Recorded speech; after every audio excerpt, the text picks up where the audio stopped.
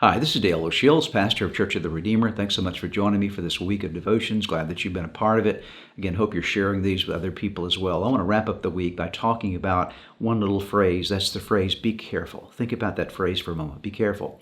Sometimes in children's ministry, children's church, kids will learn a little song. Be careful, little hands, what you do. Be careful, little hands, what you do. For the Father up above is looking down in love. Be careful, little hands, what you do. And there are other verses. Be careful, little eyes, what you see. And be careful, little ears, what you hear. And be careful, little feet, where you go. It's a reminder that you and I need to be careful. And it's a great little song. It's good for adults as well. Be careful.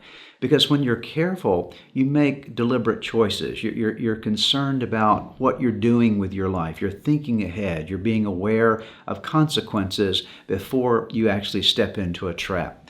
There's a story in the Bible of a king by the name of Jehu, and he's known as a man who was not careful in his relationship with God. Terrible way to be known in the Bible. Let me read you a little bit about his life story. In 2 Kings chapter 10, verse 31, it says, "Yet Jehu was not careful to keep the law of the Lord, the God of Israel. With his whole heart he did not turn away from the sins of Jeroboam, which he had caused Israel to commit."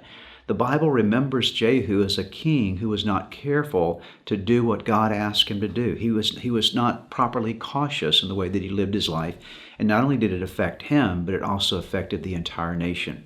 Don't ever let that be the case in your life. May all of us be people who are living our lives with caution, with care, realizing that we can think ahead, that before we step into a trap, that we've already planned our way, and we're making sure that we're being careful in the choices that we make, the decisions that we make, the places that we go, the things we do, the things we say, because carefulness will save you from a lot of pain in your life.